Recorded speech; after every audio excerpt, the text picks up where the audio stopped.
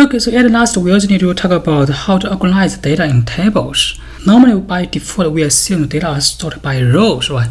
In other words, given a table, we have multiple rows, and each row can store a data record. It is called row store.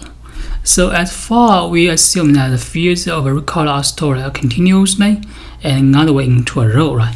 Anyway, we show example here.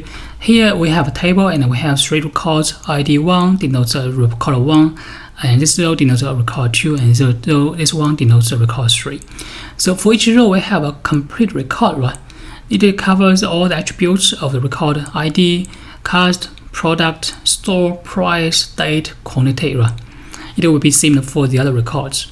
So we store the data into rows. This is one way we can organize the data into tables, which is also the way we normally assume the database system are storing the data by default. Actually, besides this one, we can have another way to store the data, which is into columns. What does this mean? So given this kind of record we show here, we can actually organize the fields or the attributes which are similar or close together into some actual tables, into columns.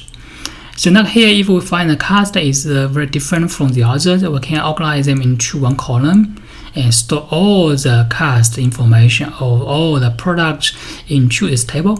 And we can further store the product, the name of all the products into another table. And we find that this price and the quantity are correlated and close, and we can organize them together into another table. So you can see it is another way to store all the data we have, and we can just store all the fields which are similar into one table, right? It covers all the cost, it covers all the product name, it covers all the price together with the quantity of all the products into separate tables.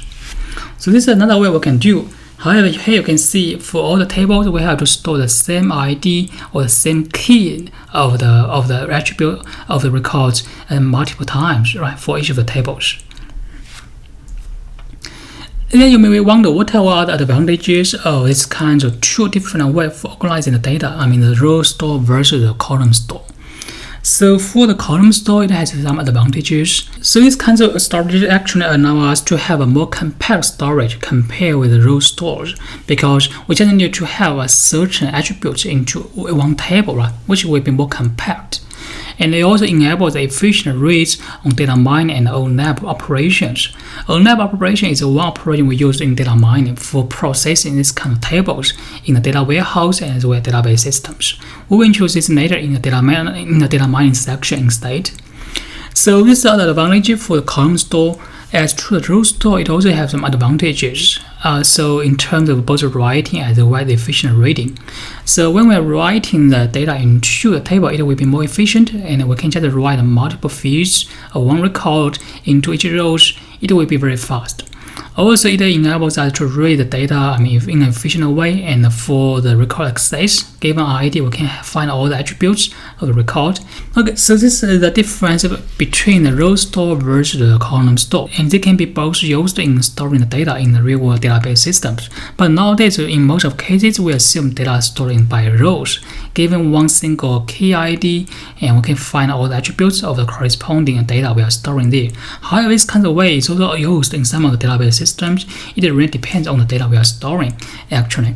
Also depends on the database systems we are using. Okay, so this is a different way for us to store the data we have in the database systems. Alright, we have introduced so many materials in this section for storing and representing data in the database system. And you also find we have different ways to handle this data organization and storage problems in the real world. Actually, there are so many different ways to organize data on disk. And this is no required way or to right way to store data. Actually, no matter what kinds of way we are choosing or we are using, it is always a balance among different factors. We need to consider different kinds of issues and factors carefully so we can decide the best way or the optimal way for us to store our data on our computers. As to the factors or the issues we need to consider, it covers several perspectives. It includes both the flexibility, how flexible you want to enable the database system will become for handling data. Also need to discuss about the space utilization, how much space you have and how much space you can waste. all the complexity, I mean, how complex the operation you can do and how complex the system you can support. It also covers the performance, how efficient, I mean, you ensure the database system can perform, as well as many other factors you need to consider for the performance. So you always need to consider this kind of different factors and issues very carefully so you can decide the right way to organize your data into your database system. It is always a balance among different factors. Then you can choose the optimal one for your database system for storing your data. Okay, so this is about this section. I hope you get a big picture for storing and representing data into database system by going over this section. And after the class, you can also read the textbook for the corresponding chapters and also go over these slides carefully so you can understand the materials we have discussed. Okay, so that's it for this section. Thank you so much for your attention, and we can go through the next new section in the Wednesday class.